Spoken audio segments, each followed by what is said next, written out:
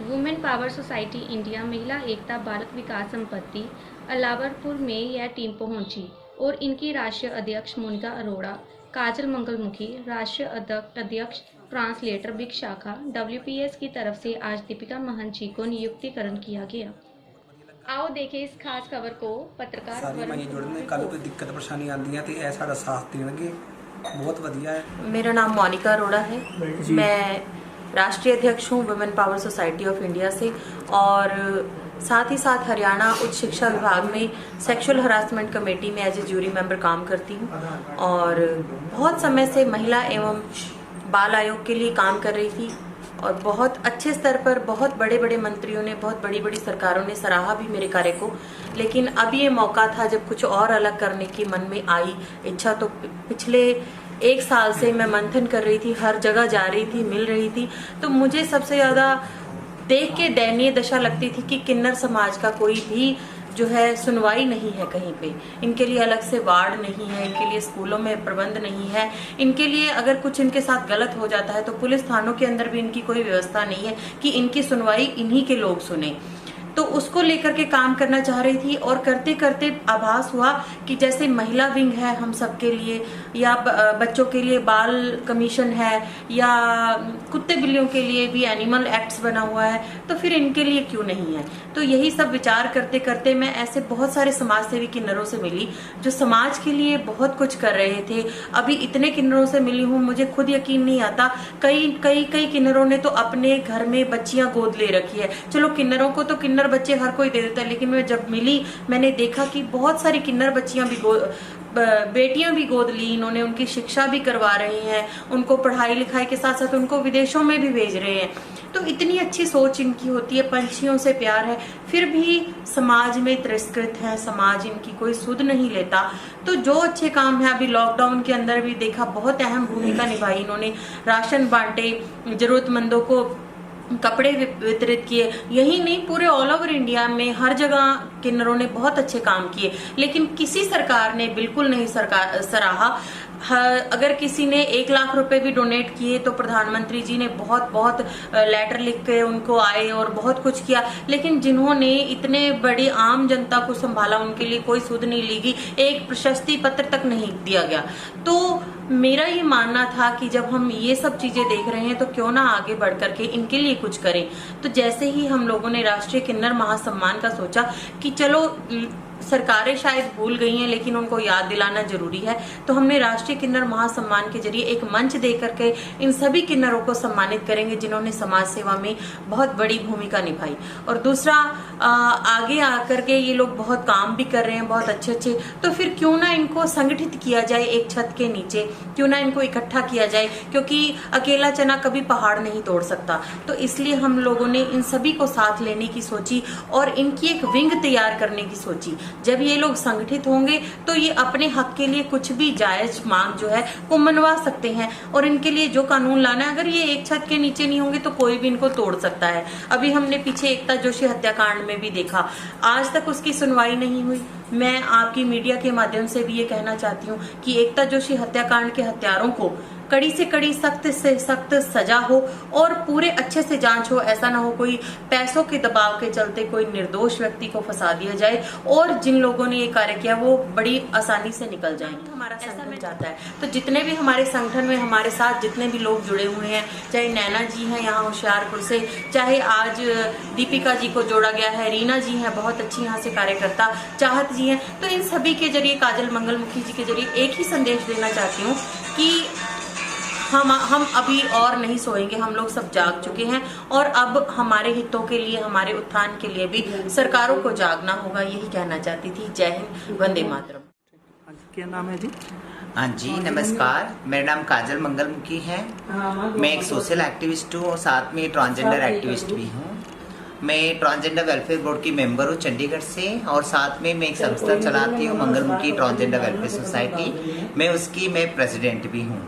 मैं साथ में मैं अपना ट्रांसजेंडर जो बच्चे हैं, जो आजकल की न्यू जनरेशन ट्रांसजेंडर बच्चे हैं, मैं उनको एजुकेशन के लिए प्रमोट करती हूँ, ताकि आने वाले टाइम पे acceptance, education, equality, main streams for transgenders के लिए बहुत इम्पोर्टेंट है। मैं मानती हूँ कि 2019 में या 2014 में बहुत सारे ट्रांसजेंडर राइट्स बिल पढ़ा गया, बट वो सब अभी इतनी इम्प्लीमेंटेशन नहीं हो पाया। मैं रिक्वेस्ट करती हूँ कि सरकार से जल्दी इम्प्लीमेंटेशन हो, और साथ साथ में जो हमारा जो किन्नर, जो हमारा संस्कृति है, परंपरा है, मैं उसको भी प्रमोट करती हूँ कि सेव करना चाहती हूँ मैंने, ताकि हमारा जो किन्नर संस्कृति परंपरा जो है वो आज से नहीं चलते आ रहा है, ये सतयुग, द्वापर युग, त्रेता युग से चलते आ रहा है। और इसके साथ साथ हमने एक राष्ट्रीय किन्नर महासम्मान, मतलब अंतर्राष्ट्रीय किन्नर महासम्मान के एक प्रोग्राम हमने तय किए हैं। उसके साथ साथ हमने सब पूरा जो अंतर्राष्ट्रीय के किन्नरों को हमने जोड़ रहे हैं। साथ साथ में उसमें हमने ये डिमांड रख रहे हैं कि किन्नर कमीशन, मतलब कमीशन सबके लिए है, यहाँ तक कि एनिमल राइट्स भी हैं, तो एक किन्नर के लिए राइट्स क्यों नहीं है। इसके साथ साथ हम ये चाहते हैं कि किन्नर के लिए कहीं भी पुलिस थाना कचहरी कहीं भी अगर अपना दुखड़ा ले जाता है, अपनी प्रॉब्लम सुनाने के लिए जाता है, तो कोई कहीं भी सुनवाई नहीं होती है। और यहाँ तक कि आजकल हमारा किन्नरों के अंदर जैसे हार्म हो गया, मर्डर, जैसे उसके ऊपर अगर मर्डर हो जाए तो इग्नोर कर देते, अच्छी तरह कार्रवाई नहीं करते, इन्वेस्टिगेशन नहीं हो पाता है। एग्जाम्पल उदाहरण हमारा जो एकता जोशी है दिल्ली के, उनके अभी 9 डेज हो गया, नहीं 12 डेज हो गया आज उनकी डेथ होके, मर्डर होके, मगर अभी तक उनकी क्या कार्रवाई हुआ है, इन्वेस्टिगेशन क्या हुआ है, ये अभी तक हमें पता नहीं चला। मगर ऐसे बहुत सारे किन्नरों के मर्डर कर दिया गया, गोली मार दिया गया, तो बट उसके लिए कोई भी कार्रवाई नहीं हो पाती। मगर क्यों, ऐसे क्यों? आखिर हम भी तो भारत की वासी हैं, फंडामेंटल राइट्स जो मानव अधिकार सबके लिए हैं, तो हमारे लिए क्यों इग्नोर है? हमारा अगर 2% जनरेशन हमारा जो किन्नर ट्रांसजेंडर कम 2-2.5% है, तो हम भी वोट डालने के हक रखते हैं, तो फिर हम सब हक के लिए भी हम जी रहे हैं, तो हमें भी मिलना चाहिए, इक्वालिटी होना है ना, इक्वल राइट्स होना चाहिए ना। तो यही चाहते हैं कि आने वाले टाइम पे तो संस्कृति जो परंपरा, जो बधाई लेने की परंपरा वो अलग है, मगर जो बधाई का छोड़ के जो आजकल जो न्यू जनरेशन हैं उनके लिए जो ट्रांसजेंडर्स जो हैं, जो उनके लिए तो जॉब मिलना, जॉब देना, या कोई भी राइट, जैसे IAS ऑफिसर हो या IPS ऑफिसर हो, या नेवी में या आर्मी में, या डॉक्टर बनना, या इंजीनियर के लिए, या पायलट, या एस्ट्रोनॉट, या स्पोर्ट्स में, खेल में भी किन्नरों को जगह मिलना चाहिए ट्रांसजेंडर्स, ताकि आने वाले टाइम पे हमने बदलाव सोच लाना चाहिए, और बदलते समय में बदलते सोच भी हमने सामने रखना चाहिए लोगों के सामने। हम देश को भी बदलना चाहिए इस टाइम पे। तो इसके साथ साथ मैंने एक भी बात कहना चाहती हूँ कि जो ट्रांसजेंडर, ये 3 ही रास्ते हैं उनकी जीने के लिए। अभी भी मैं ये कहना चाहती हूँ, हर जगह में, हर में न्यूज़ में हो या हर इंटरव्यू में मैं ये कहना चाहती हूँ कि ट्रांसजेंडर्स के लिए जीने के लिए सिर्फ 3 ही रास्ता है, या प्रोस्टिट्यूशन, या बैगिंग, या बधाई, जहाँ बच्चा होता है, जहाँ शादी होता है, और नाचने की, है ना। ये 3 रास्ता छोड़े तो जीने का कोई रास्ता है नहीं है। मैं रिक्वेस्ट करना चाहती हूँ भारतवासियों से, हमारे जैसे कोई भी बच्चा हो, वो ऐसे बच्चों को प्लीज एक्सेप्ट किया जाए, उसको फ्यूचर शेप दिया जाए।